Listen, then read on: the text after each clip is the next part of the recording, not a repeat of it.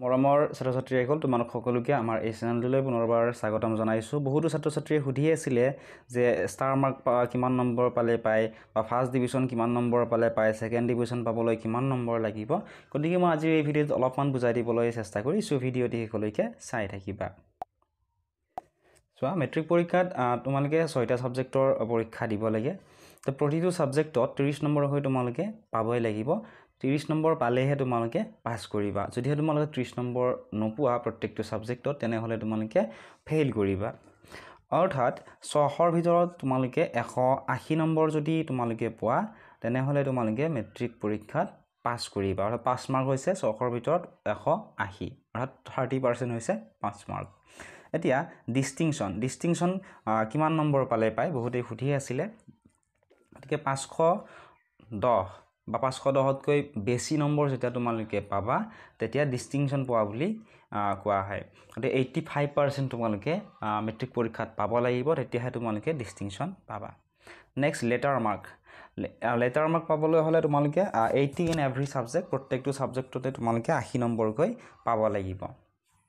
আশা কৰিছোঁ তোমালোকে বুজি পালা। নেক্সট আহিছে ষ্টাৰ মাৰ্ক। ষ্টাৰ মাৰ্ক পাবলৈ তোমালোকে 450 নম্বৰ পাব লাগিব। 450ৰ পৰা 509 নম্বৰৰ ভিতৰত পালে তোমালোকক ষ্টাৰ পোৱা বুলি কোৱা হ'ব।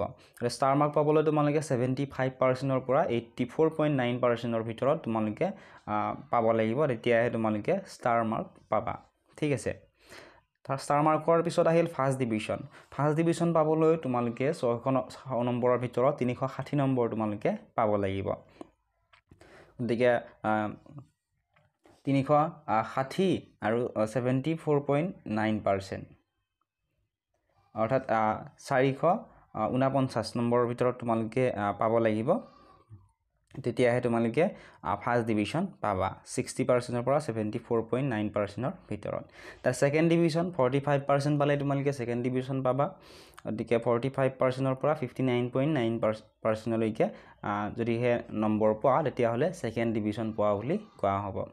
ছেকেণ্ড ডিভিজন পাবলৈ তোমালোক নম্বৰ লাগিব 270ৰ পৰা 359ৰ ভিতৰত। ঠিক আছে।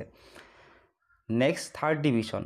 থাৰ্ড ডিভিজন তোমালোকে 180ৰ পৰা 269 নম্বৰৰ ভিতৰত যদি তোমালোকে নম্বৰ পোৱা, তেতিয়াহ'লে তোমালোকক থাৰ্ড ডিভিজন পোৱা বুলি কোৱা হ'ব। অৰ্থাৎ 30%ৰ পৰা 44.9%লৈকে থাৰ্ড ডিভিজন বুলি কোৱা হয়। ঠিক আছে।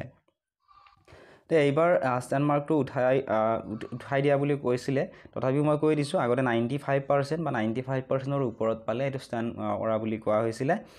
ঠিক আছে। এতিয়া আশা কৰিছোঁ তোমালোকে ভিডিঅ'টো চাই উপকৃত হ'লা। যদিহে ইয়াৰ ৰিলেটেড কিবা সুধিবলগীয়া থাকে, তোমালোকে কমেণ্ট বক্সত কমেণ্ট কৰি সুধিব পাৰিবা। PDF-সমূহ তোমালোকে আমাৰ Facebook page, WhatsApp channel, Telegram চেনেলত পাবা। সকলোবোৰ লিংক ডেছক্ৰিপশ্যনত দি থোৱা আছে, ফ'ল' কৰি ল'বলৈ নাপাহৰিবা।